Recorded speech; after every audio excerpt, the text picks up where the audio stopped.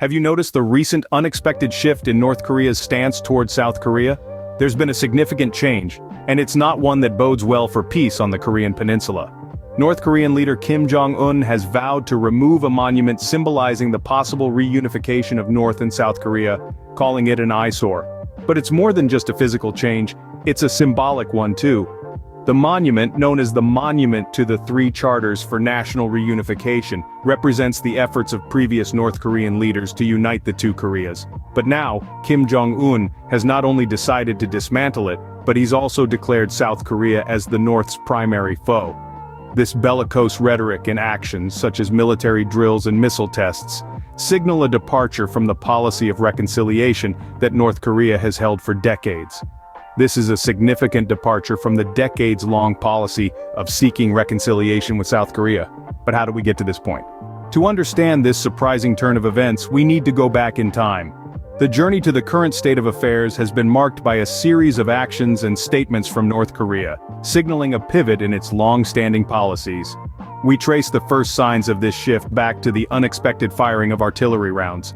A seemingly random act, it was the first in a string of military activities that hinted at a change in North Korea's approach.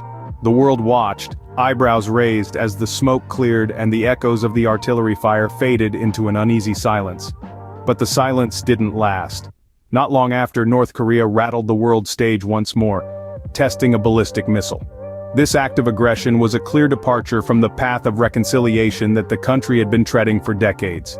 It was no longer a matter of raising eyebrows. The world was now on alert, waiting and watching for North Korea's next move. And the next move did come, in the form of a political shakeup. Kim Jong-un announced the abolishment of agencies promoting cooperation with Seoul.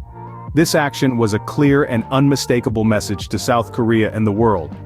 North Korea was changing its game.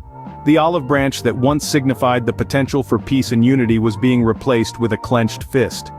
These actions weren't isolated incidents. They were calculated steps on the road to a new direction, a direction that has led us to this moment. Kim Jong-un, the leader of North Korea, has vowed to dismantle the Unification Arch, a symbol that has long stood for the pursuit of peace and unity between North and South Korea. These actions have led to the current situation where Kim Jong-un has vowed to remove the Unification Arch, a symbol of the pursuit of peace and unity between the two Koreas.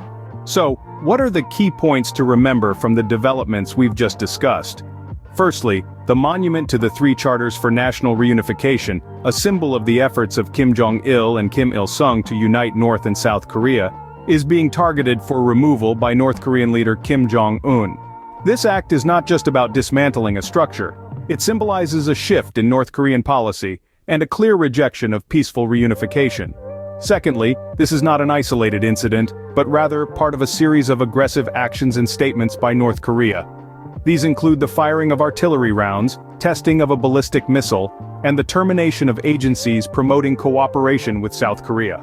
The rhetoric has taken a bellicose turn, with Kim Jong-un referring to South Korea as North Korea's primary foe. Thirdly, it's crucial to understand that these developments have significant implications for the future of North-South relations.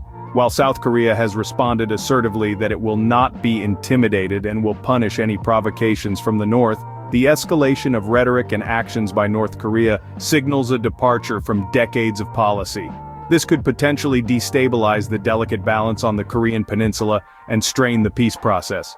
Finally, we must remember that the situation is fluid and can change rapidly. The international community will be watching closely to see how these developments play out and what steps will be taken to maintain peace in the region. As we continue to watch the unfolding situation in the Korean peninsula, we are reminded that the path to peace is often fraught with challenges and surprises. Will this shift mark a new chapter in North-South relations, or is it a temporary deviation? Only time will tell.